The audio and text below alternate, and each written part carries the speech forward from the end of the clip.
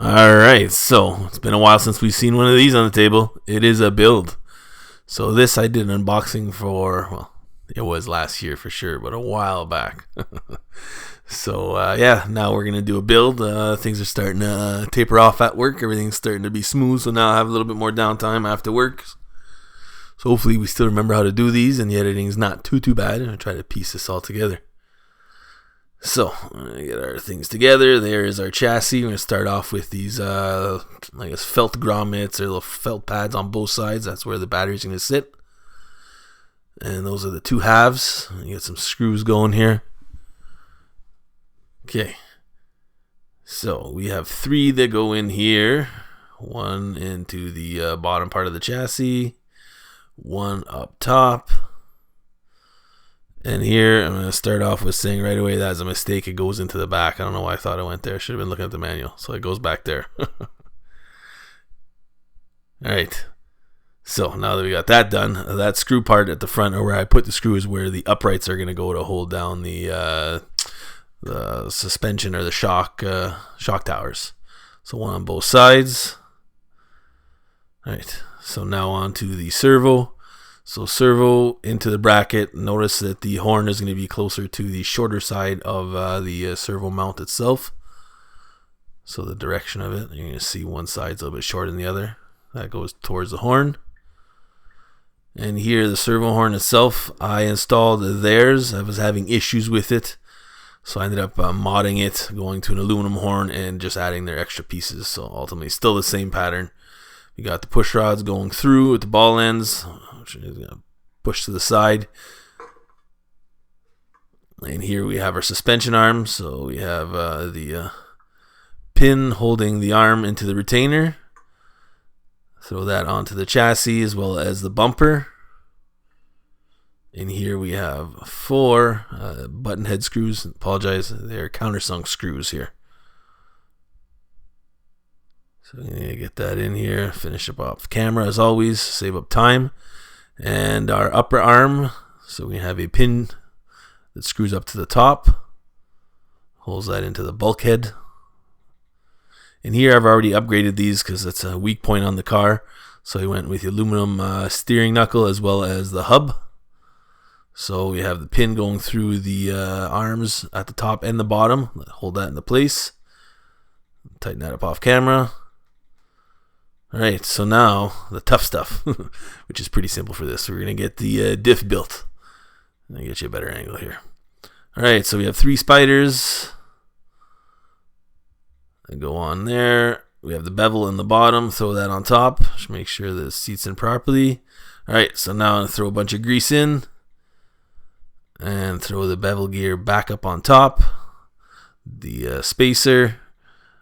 And the three screws, which I don't know why I grabbed the the smallest ones, which are not the right ones. Got the right ones in now. Should note it's a lot easier if you have a caliper. I couldn't find mine, so that's why I eyeballed a lot of this stuff here. But usually I use the caliper to set myself up. Alright, so now we have our housing as well as one of our other gears. We're going to put the two bushings in and our rod through and through. That's going to center itself there. Diff goes in underneath with the bushing on both sides. Get some grease in there. Sorry, it's big hands in the way. So I'm going to put the other side or the other half of the trans together. And here we have the spur that goes in with another retainer pin and the bushings. So this housing will have four screws holding it together. First, I'm going to throw in the motor, should I say. So we're going to be using the 17-tooth pinion. So the holes are already marked off. We have the 17-tooth pinion hole there. Tighten that up as well as set up our pinion. Okay, throw in our screws, tighten that up. So we have the complete diff in the back, or the trans assembly. We're going to throw in the lower arm and another pin. Screw that in, and the same for the top. One more pin holding that into place. Alright, so now we went with the aluminum hub carriers and throw our bushings in there, as well as our diff cup, the dog bone, and the outer shaft. And I'm just going to throw in our pins to hold that into place. Tighten that up off camera, and we'll be back with a complete side. There you go. Oh, that's done. Now we're going to have our retainer for the shock towers. We're going to run our motor leads through that. Keep our wiring all nice and clean. So we have 4 screws that's holding that into place. Done and done. And now I'm going to throw it all into the chassis. So we have 2 plates at the bottom to line ourselves up. Yeah, see, those are upside down. Flip that up. There we go. So the little trans assembly slides in. Now we have 4 screws at the bottom.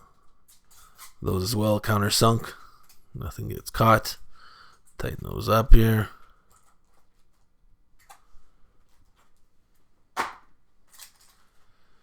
Alright, so now one more in the chassis on both sides. Holds that nice and tight. The trans is in.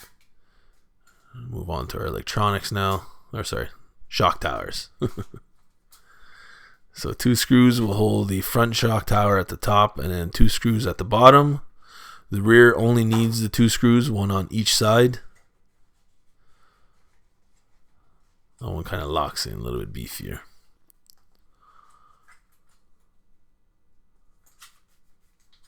Alright. Tighten everything up as always. And now for our shocks. So I went with an upgraded set of shocks. So we're just going to thread our grub screw in and throw in the ball end. And that just going to snap on top there. I want to make sure we're lined up. So now the other one into the lower arm. I'm using the outer hole. Give it a little bit more height. I'm not going to be racing this. It's going to be a little bashing rig. Alright, so snap that into place. Easier said than done. Alright, we'll do that off camera with some pliers. Alright, so the front, very similar. Throw in our set screw as well as the ball end. Alright, so shock snaps up to the top and the pin goes through the bottom of the lower arm, a little bit different than the rear setup.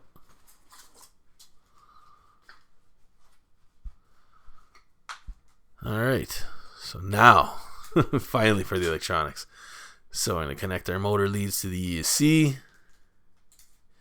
Tuck in our wires. We got some 2-sided tape that's going to hold it in place there. I already ran my servo lead up and underneath in the battery tray. So I'm going to connect that up to the receiver, which also is held in place with 2-sided tape. And this is a little bit different for most of my builds. Usually it's a series, whereas this time I did install the electronics all at once. Alright, so finally, I'm going to throw on some tires. Front ones, make sure you got your bushings, which will soon be replaced with bearings. I couldn't find any of my bearings. My Surface RC stuff has been hiding away from me. I had to dig that up and put some quads down for a while. Alright, so there we have the completed DT03 Neo Fighter buggy. Nice suspension. Good angle here. Should be a pretty good platform. Nice to bash around anyways. I think Andy's going to be getting some similar soon. So, like I said, this is different than most of my builds. Usually I wouldn't have this painted, but I painted the body. So I'm going to screw on that wing. Zip tie some of those cables, get that out of the way maybe. Alright, so the wing is secure. Now for the body. Let's slide that up through the front shock tower and it sits there. And we have our 2 retainers on the side, so we get some body clips in there later. So I was going for a 2-tone green, but the metallic that I did the bottom of the body with, you can barely see the difference in color, but looks alright. It look good bashing and flying in the air. So guys, thanks for watching. Please thumbs up and subscribe.